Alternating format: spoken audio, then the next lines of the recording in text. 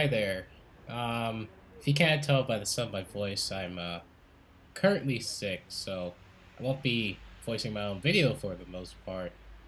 But I got someone else to do it. Ow. Anyway, I'ma just pass it over to them. Hello everyone, Callion Productions here. Also, yes, I'm still on a hiatus from uploading. Normally your host, Gaming Railfan, would narrate this episode, but he's currently sick today, so I'll be narrating this episode of Moments in the Rail Industry, where we explore the various things that happened in a month. Though February is a short month, it still came with a lot of various stuff. Let's begin off with something wholesome. On February 1st, a GoFundMe was started to rescue this locomotive, Buffalo Creek number 46. A lot of people have donated so far, and it looks like they're on track to success. So it's nice to see the community coming together to rescue locomotives. Also on the 1st, Coaster's new CM coaches and cab cars have been spotted traveling to their destinations. After 2 years sitting in Thunder Bay, they're finally on the move. As of the making of this video, they have all arrived in Southern California. Well, this isn't all of them though. This is just one cab car and 3 coaches.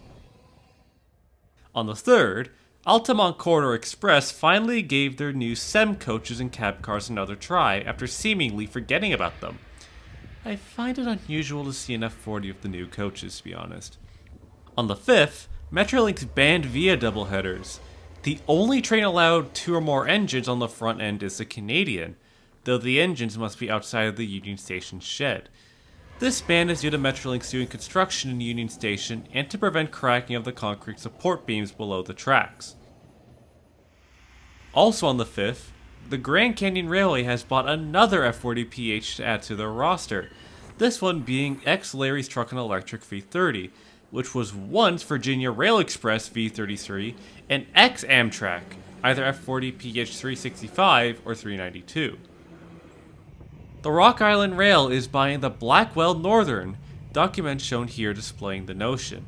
This is pretty interesting as the Blackwell Northern has had many problems and potential lawsuits, so we'll see how this goes in the future.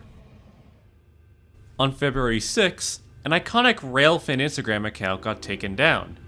The famed Shitty Edits Archives Instagram account got taken down due to false reportings, thanks in part by banned members of the Discord server that were absolute snowflakes.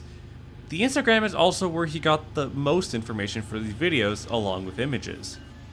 Also on the 6th, Trinity Rail Express signed a contract for 5 Siemens Charger locomotives. It seems like most commuter railroads at this point either have or will have the infamous Siemens Charger. On top of this, Siemens has reported that they've been tackling the problems that have plagued the Charger and have said that fail rates have gone down. So that's nice to hear.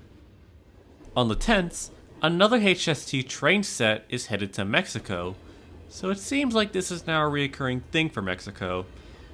And it looks like this isn't a one-time thing of buying these sets. On the 12th, CSX revealed the Richmond, Fredericksburg, and Potomac Heritage Unit. This marks the 10th unit to be released, though we already have the unofficial Heritage Unit on CSX 6394. Which means in a technical standpoint, the Heritage Unit is complete, just on 2 locomotives. On the 13th, a picture revealed that the Metrolorus dual-mode Chargers have started being produced, with this being the only known photograph of it so far. On the 17th, Amtrak released another long-distance corridor ID map with several brand new routes with interesting routes and terminuses. It looks as if Amtrak really wants to connect the US together with rail. On the 19th, Amtrak Surfliner cab car number 6904 hit a tree, damaging only the horn. So it now has 3 options. It either replaces the 1 or 2 chimes that were damaged, it gets a new horn like 6951, likely an RLK5LA, or it gets 6953's horn, which is currently damaged but its horn survived. On the 21st, Metra's board of directors approved a contract to buy zero-emission, battery-powered train sets. Metra will be one of the first in the nation to operate this innovative technology, unless someone does it before them. Now, I'm not entirely sure what the setup is, as Metra trains are pretty long, almost up to go transit train lengths.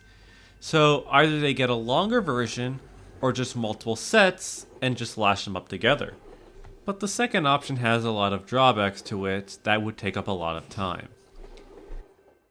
On the 27th, Norfolk Southern sold their famous OCS train, as it was said that the OCS train became too expensive for NS. Also, as a result, the SA60Es that were specifically assigned to this OCS service have since been derated back to their freight gearing. Many people are angry about this, and honestly, I'm a bit disappointed too. But it is what it is, I guess.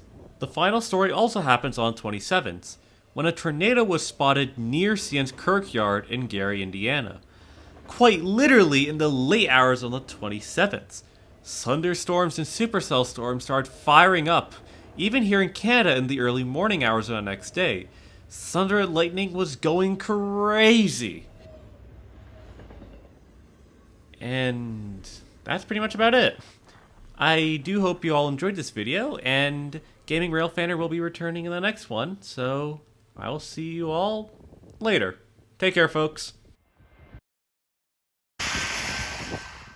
It's Game. Oh God, my voice has gotten worse.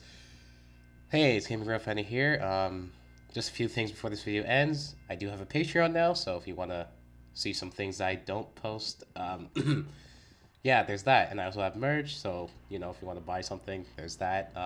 If you're wondering where the characters on my banner, which are typically supposed to be in this video, are, well, if you can tell, I'm sick, so I got someone else to do it.